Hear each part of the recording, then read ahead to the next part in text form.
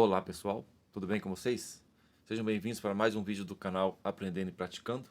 Eu sou Levi e gostaria de estar trazendo nesse vídeo um pouco mais de conhecimento para a sua área técnica. Eu tenho notado que muitos técnicos ainda não conseguem testar esses cristais osciladores, como é o tema do vídeo, né? Como testar esses cristais. Esses cristais de quartzo, né? Hoje eles são o coração dos microcontroladores e microprocessadores. Sem ele, o microcontrolador não funciona, tá? Ele não parte, porque é ele que vai ditar o ritmo. Ele é o coração do microcontrolador e quando ele não está oscilando, ou seja, ele não gera o sinal de relógio, de clock, né? O processador para, assim, ou o microcontrolador para. E muitas vezes o técnico não se detém nele, até porque ele não sabe como testar, e dá para testar. Eu acho que esse aqui, o cristal oscilador, ele é um dos componentes mais certeiros no teste, né? Porque a gente consegue testar ele no teste dinâmico, tá? Ele funcionando. Então é bem certeiro. É, a gente vai testar ele usando um gerador de funções e um osciloscópio, tá? Mas se você não tiver, tá, um osciloscópio, esses equipamentos, eu vou ensinar você a testar ele de uma forma é, fria, né? Sem alimentar ele, somente para ver a resistência dele, né? Porque esses cristais osciladores, quando eles apresentam problemas, normalmente eu tenho notado na bancada, ele apresenta uma certa resistência aqui nos terminais. Ele não pode apresentar resistência baixa aqui, ele tem que ser infinito, tá? Como se não tivesse nada encostado aqui, é totalmente separado, né? Antigamente, pessoal, os cristais duravam muito, porque eles eram cristais de quartzo mesmo. Hoje eles são sintéticos, né? É fabricado em laboratório e eles duram menos. Então é muito comum, tá? Esses cristais que darem problema e travar tudo. Então, como eu disse, eu tenho notado na bancada que quando eles estragam, eles apresentam uma certa resistência aqui nos terminais. Então, para esse tipo de teste, tá? Você vai precisar de um multímetro que meça aí resistências altas, tá? Você coloca na maior escala de resistência sua ali. Mas eu tenho notado, normalmente essa resistência aqui ela vai estar acima de 100 mega, tá? Então você precisa de um multímetro aí que na escala de resistência ele possa medir acima de 100 mega ohms, tá? Então e normalmente os multímetros medem, né, isso aí.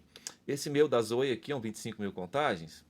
Inclusive tem vídeo no canal sobre ele, se você se interessar. É um multímetro com multitestador de componentes junto, né?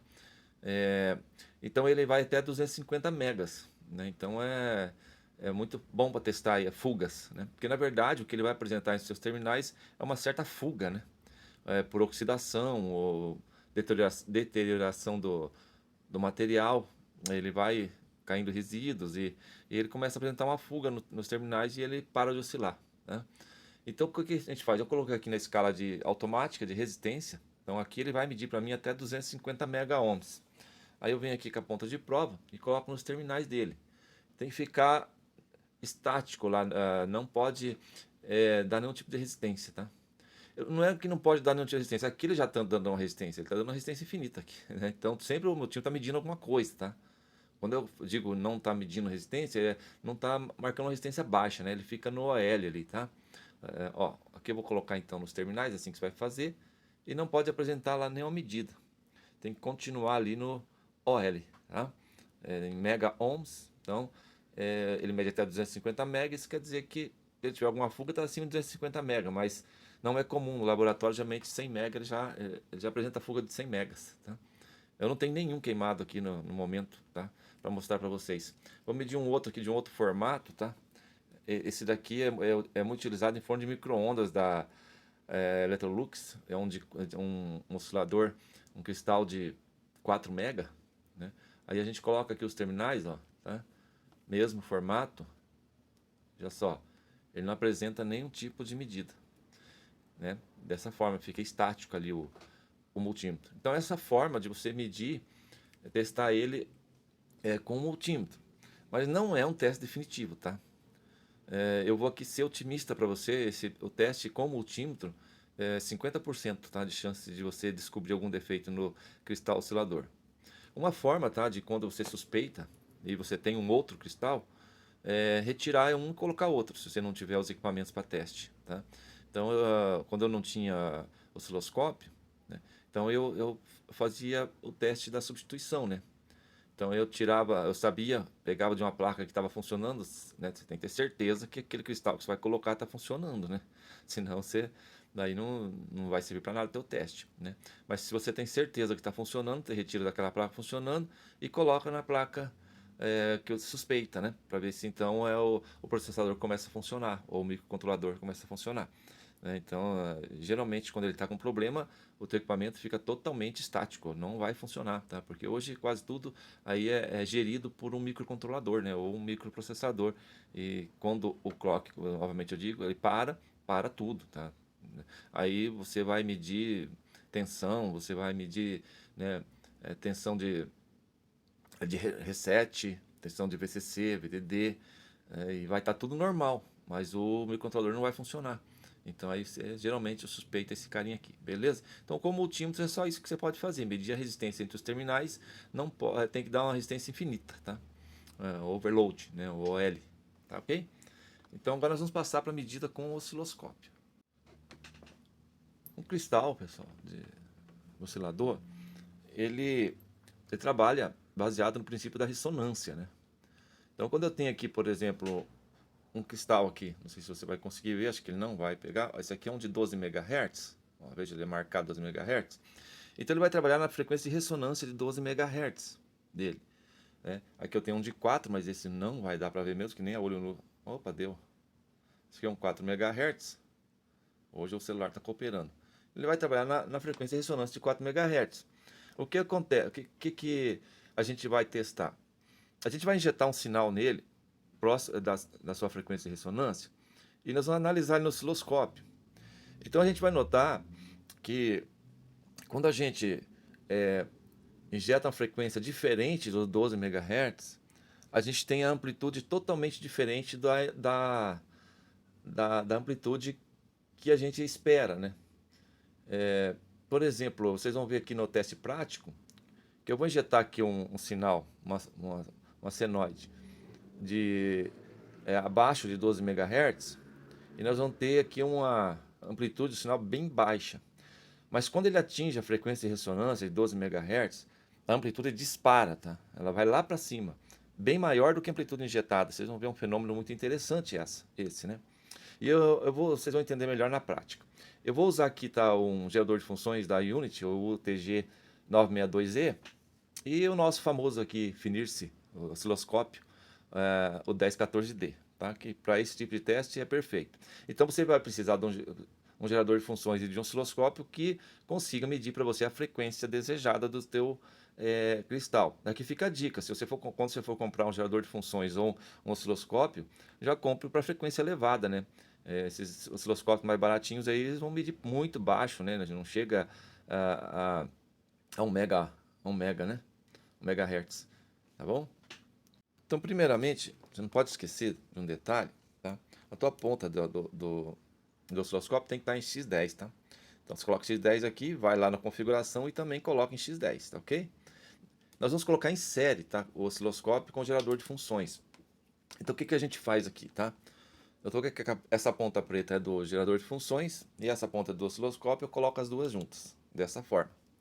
Agora, independente da polaridade, tá? Eu vou testar primeiro de 12 MHz. Então eu vou colocar a ponta que sobrou do gerador de funções num terminal e a ponta do osciloscópio na outra, tá?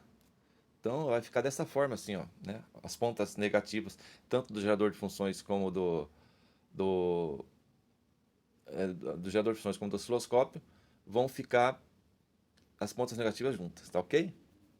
Muito bem. Aqui vai tampar um pouquinho o semiciclo negativo, tá? Mas não vai interessar aqui. O que vai acontecer no semiciclo positivo vai acontecer no negativo também, tá ok? Nesse momento, tá? Eu estou com o meu gerador de funções em mais ou menos 4 MHz. Aqui, tá? Tá marcando aqui 4 MHz, tá ok? E o meu cristal é de 12 MHz. Eu estou com um sinal aqui de 3,5 volts RMS, tá? Ele está marcando lá 6 volts RMS. Veja como a amplitude está completamente mais baixa, né? Por quê? Porque eu estou injetando sinal de 4 MHz, mas meu cristal é de 12 MHz, tá? Veja bem, agora eu vou injetar um sinal de 12 MHz. Olha lá, disparou, eu não mexi na amplitude, disparou lá a amplitude do osciloscópio, né? Tá? Vou abaixar aqui essa frequência, olha lá, colocar 11 MHz, olha como abaixa lá a amplitude, tá vendo? Estou com 500 milivolts RMS, sendo que estou injetando 3,5, ele atenua, né? Agora com 12, ó, subiu, tá? Deixa eu aqui dar um automático, ó, eu estou com 12 MHz, que é a frequência dele, tá? De ressonância, e foi para 8 volts RMS. Eu estou só injetando 3, tá bem aqui, ó, estou injetando 3,5 e foi para 8 RMS, tá? Mas veja bem, eu vou mexer um pouquinho aqui. Estou com 12 MHz, tá? É aqui, tá, pessoal? Que tá um pouco espelhado aqui, mas dá para ver bem, né? Deixa eu só pegar aqui alguma coisa para gente localizar vocês aqui, que é muito importante isso, tá? Então aqui eu tenho a amplitude do sinal, aqui eu tenho a frequência aqui em cima, tá 12 MHz, aqui a amplitude, ó, 13,5, beleza? Né? Então eu estou injetando 3,5 e o osciloscópio está medindo 8,3, porque eu estou próximo da frequência de ressonância, tá? Agora veja só, eu vou pular aqui alguns dígitos para trás, eu vou abaixar um pouquinho essa frequência. Olha, ó, tá vendo? Estou com 12.990, 12,99 MHz, tá? Lá caiu, tá bom? Agora eu vou subir. Ó, vou indo, ó. Vai subindo, ó. Vai subindo, tô aumentando a frequência, ó. Ó, subiu, abaixou, subiu, atingi a ressonância. Eu vou subir mais um pouquinho a frequência. Cai. Ó, tem um momento que ela parou, tá?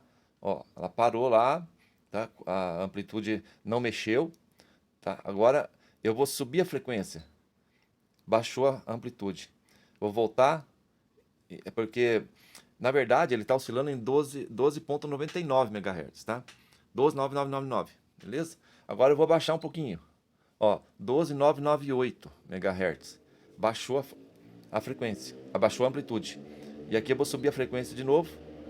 Atingiu a ressonância, vou subir a frequência, baixa lá. Então chega um momento que ela atinge lá o pico máximo, tá? E se você alterar para cima ou para baixo a frequência, ele diminui a amplitude, tá vendo? Então a frequência de ressonância é justamente aqui, ó, nesse ponto, tá? Então tá com 12,99, ó. 12,999 MHz. 11, desculpa, 11,999 MHz. Ele é para 12 MHz. O meu osciloscópio aqui já está, como ele só tem um dígito depois da vírgula na frequência, né? Então ele está aqui em 11,9, né? Porque é 999. Vocês entenderam aqui como é que funciona? Tá? Veja bem, eu vou baixar aqui, eu vou colocar 10 MHz. Ó, sumiu lá o sinal, vou colocar automático para ele procurar de volta. Ligar lá, ó, 10 MHz, tá? Ó, o sinal despencou ali a amplitude, foi para 580 milivolts, tá? Agora eu vou pegar e vou pôr 12 MHz. Foi lá para cima, tá certo? Deixa eu baixar manual aqui, ó, beleza? Então aqui eu vou subir para 12,100, ó, sumiu o sinal. Vou baixar para, ó, também. Então a ressonância é justamente aqui, o momento em que se você atualizar a frequência, ou seja, para mais ou para menos, o sinal cai ou aumenta muito. Então chega um momento que ela atinge o pico máximo, tá? Vou medir aqui um outro cristal, o de 4 MHz, tá? Vou aqui colocar em série novamente, em 4 MHz. Então esse é um cristal em bom estado, tá, pessoal? Um cristal em mau estado, ele não vai atingir a sua frequência de ressonância, tá? Aqui é um de 4, tá? Então eu estou com 12 MHz ali, uma frequência 3 vezes mais alta do que a frequência de ressonância dele, né? Estou injetando aqui 3,5 volts. O certo seria 5, mas nessa frequência alta o meu gerador não fornece, tá bom? Por isso que eu estou com 3,5, tá? Mas tudo bem. Realmente é alimentado com 5, tá? Então aqui, ó, eu estou com o meu cristal é de 4, eu estou com 12 MHz. tá? Com 3 volts e meio, 3,5 volts RMS. Mas eu só estou lendo lá 326 milivolts, tá? Agora, vamos colocar 4 MHz. Ó, o sinal foi lá para cima, tá? Vou atualizar aqui. Ó lá, baixou o sinal. Tô dando 3,5 volts e foi para 10,2 lá, tá? O sinal que eu tô na frequência de ressonância. Agora eu venho aqui só para mim ver se realmente tá oscilando tá na frequência de ressonância, tá? Eu venho aqui, eu vou pegar um dígito menos significativo aqui do 4 MHz. Vem aqui, ó, tá? Vou baixar um pouquinho. Ó, baixei para 3,999, ó. Aí despencou lá de novo minha amplitude. Ó, veja que despencou, foi para 2,2 volts. Eu vou subir de novo para 4 MHz. Esse de 4 MHz está dando bem em cima 4 MHz, vocês viram? Ó lá, tá? Agora eu vou subir. Ó, ele cai também. Vou baixar. Atingiu a ressonância de 4 MHz. Um pouquinho abaixo, tá 3,999, ó, pessoal. Aqui, ó, tá? Deixa eu só tirar um pouquinho ali. Ó, tá 3,99 MHz. E ele não tá na ressonância. Agora eu vou subir, tá? Para 4. Atingiu a frequência de ressonância. Agora eu vou subir mais um pouquinho. Saiu da ressonância. Tá vendo? Ó, atualizei. Tá com 4,001 MHz. Ele já não tá, ó, porque o segredo tá aqui, ó, na amplitude do sinal. A frequência de ressonância é onde ele atinge a maior amplitude. Depois ele começa a cair. Então eu vou baixar de novo para 4 MHz, ó. A amplitude subiu, tá? Vou dar um automático aqui. Ó, foi para 10,6 volts. Agora eu vou baixar um ponto. Ó, baixou muito. Entenderam como é que vê se ele está oscilando ou não? Isso quer dizer que está em bom estado. Um cristal em mau estado, ele não vai atingir a frequência de ressonância dele. Então, resumindo, o cristal ele vai atingir a sua frequência de ressonância quando ele atinge a maior amplitude. Tá? Daí, quando ela começa a cair a amplitude, porque ele está fora da frequência de ressonância. Tá? Espero que tenha ajudado vocês aí a resolver esse problema de teste, né, do cristal oscilador. Aqui fica a dica também, às vezes, pessoal, faço o review dos equipamentos, já chegaram a me perguntar, para que um gerador de funções na bancada? Né? Para que um gerador de funções na bancada? Para que um osciloscópio? Olha aí por quê, né? Você não consegue testar, a não ser que você tenha um testador de cristal, tá? Você não consegue testar um cristal oscilador se você não tiver um gerador de funções e um osciloscópio, tá? Se você tem outro método aí, coloca no comentário, pessoal, alguns métodos que não use equipamentos tão dedicados, pode ajudar aí o pessoal, né, que não tem os equipamentos a solucionar esse problema de teste de cristal. E olha, volto a dizer, pessoal, cristal oscilador, ele é muito propenso a dar problemas, tá? Então saber testar ele é uma obrigação do técnico hoje, beleza? Pessoal, não esquece aí, se você gostou, tá? Dá um like, se não gostou, dá um dislike. E também ali, se você puder ajudar a gente hypando o vídeo, né? Que ele vai passar aí para frente aí o nosso vídeo. Enfim, se inscreva no canal se você não é inscrito, beleza? Fica aí o agradecimento aqui de todo o coração aí, pessoal. Obrigado pela paciência. Espero ter ajudado vocês. Até o próximo vídeo.